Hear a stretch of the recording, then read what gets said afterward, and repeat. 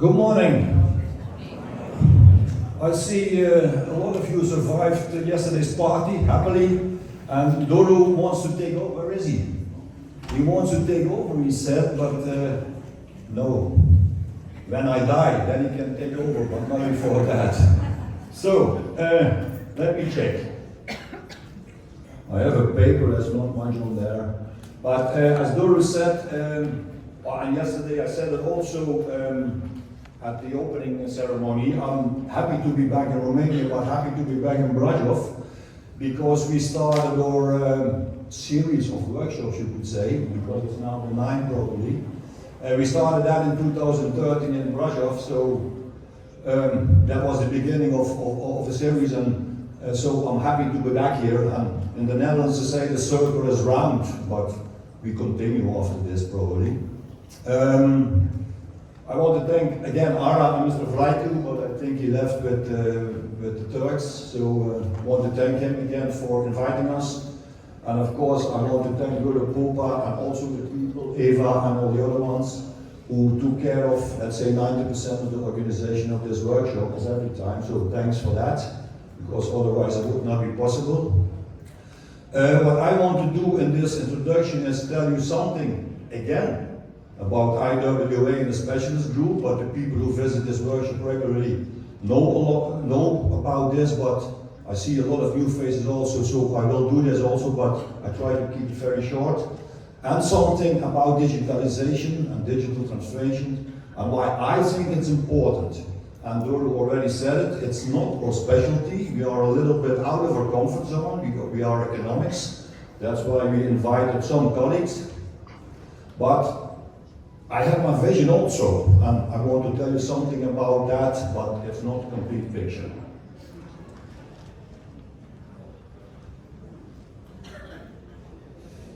But first about IWA.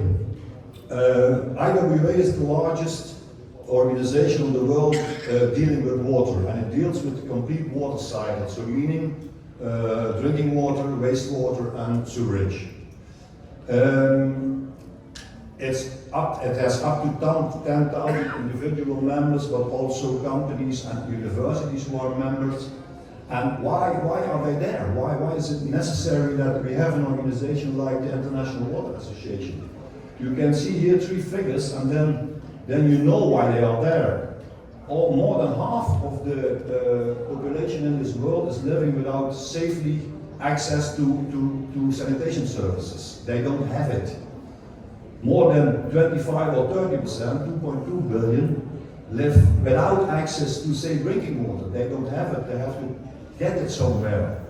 And almost 80% of wastewater is untreated, discharged in the environment, so with all the risks of sickness and things like that.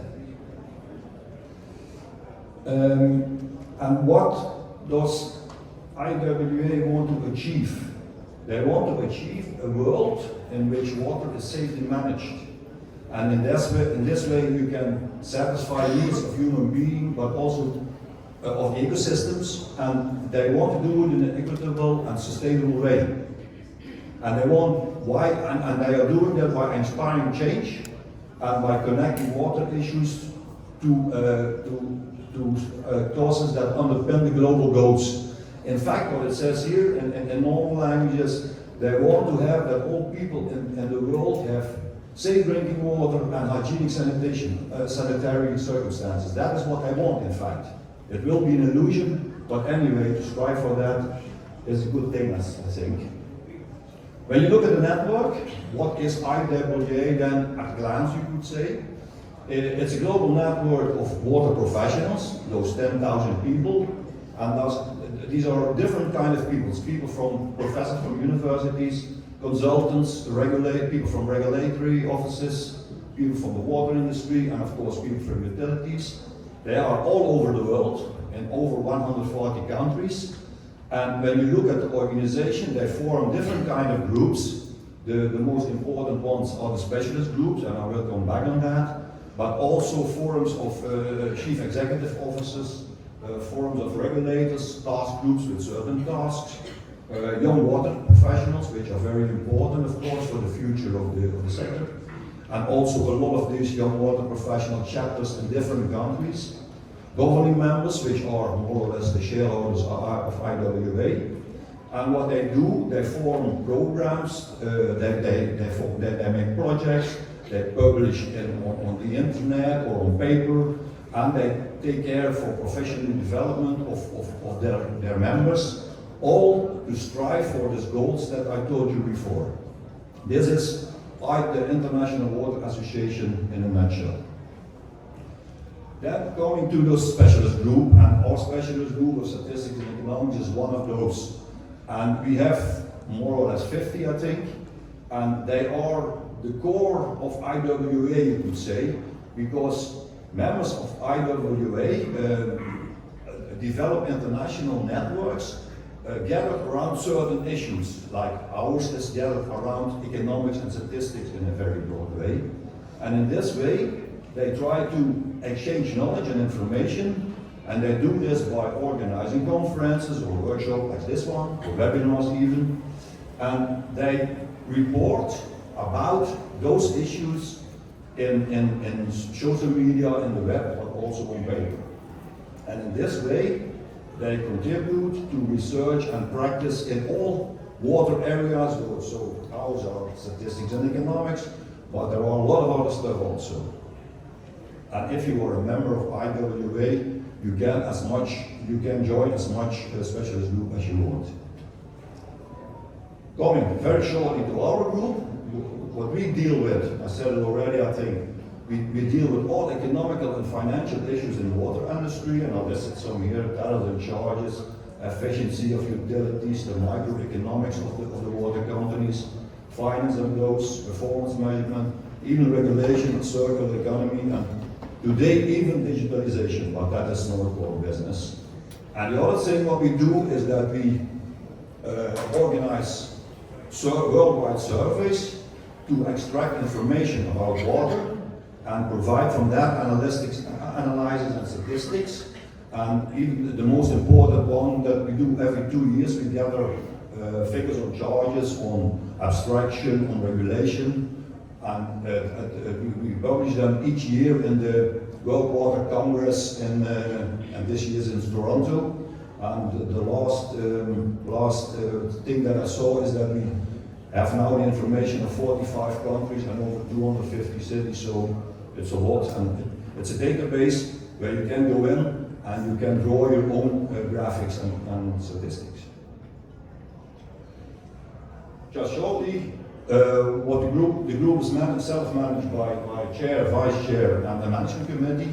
The management committee are 20 to 25 active members, and in fact they take care of all the business. They decide about everything what is happening in the group, and we have a really good mix there. We have university professors, people from utilities and regulators, also national association, and also consultants like me.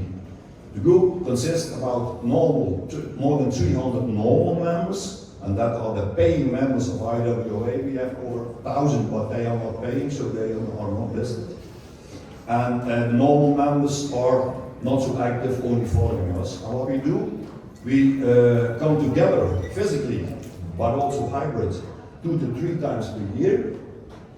And we discuss our program and activities there.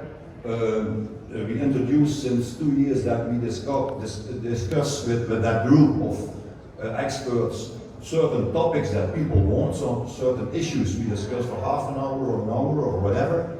And further we organize workshops like this one. So we do work and we try to have some fun also, because my opinion is that social activities have to be connected to work. That's the best way to do it.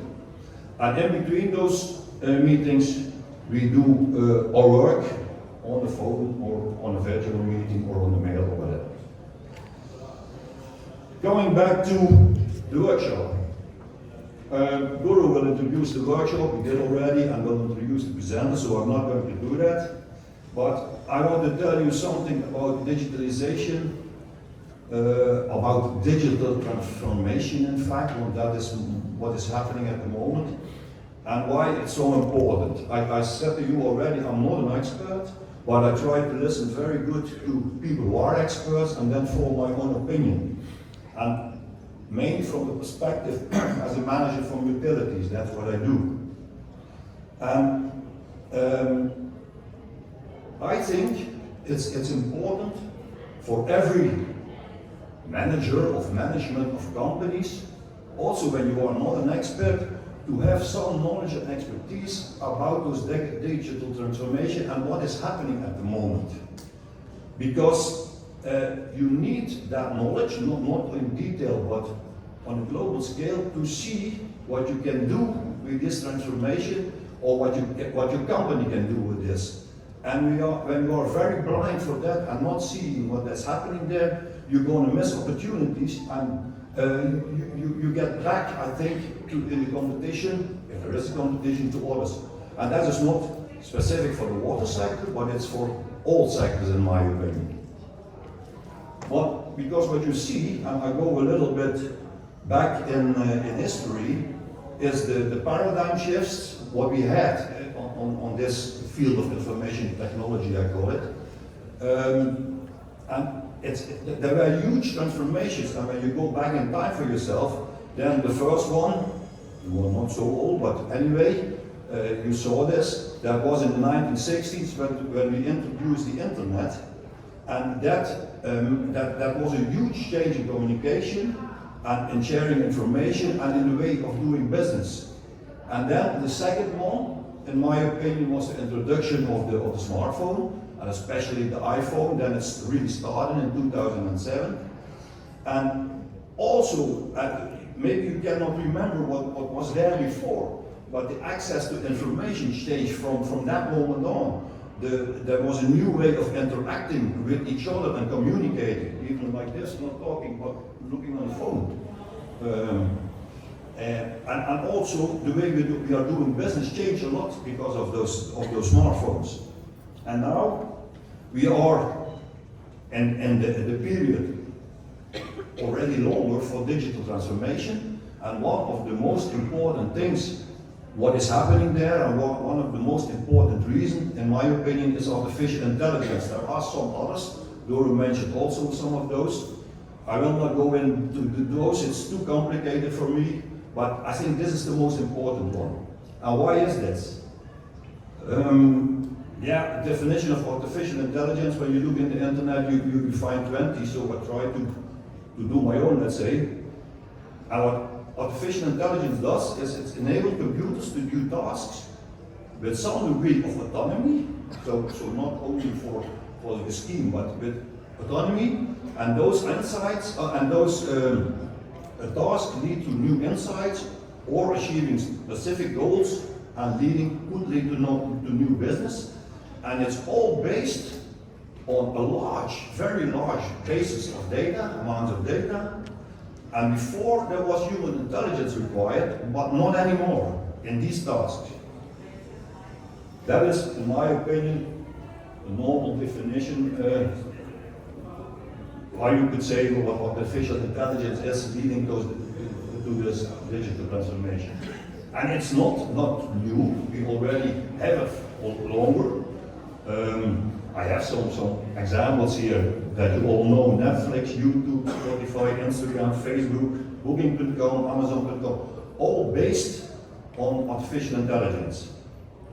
And the second one is even more important because there is a big misunderstanding.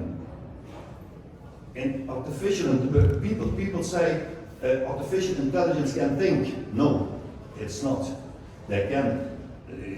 They discover data, but it's only technology. It's trained and based on data, but there is no human consciousness and no empathy involved. You could have a chatbot who is empathic, but it's only based on data. And when you say something he never heard, he cannot react. Maybe this changes sometimes in the future, but not at this moment. So this also means that you cannot replace you cannot replace human beings completely by artificial intelligence. Yes, you can replace certain tasks, but still a lot of you will be needed in the future. And as I said, it's not new, it's there since 1950s, but there is something new. And what is that what is new? That's because the internet is available everywhere, and the bandwidth, so the capacity of the internet, is still increasing.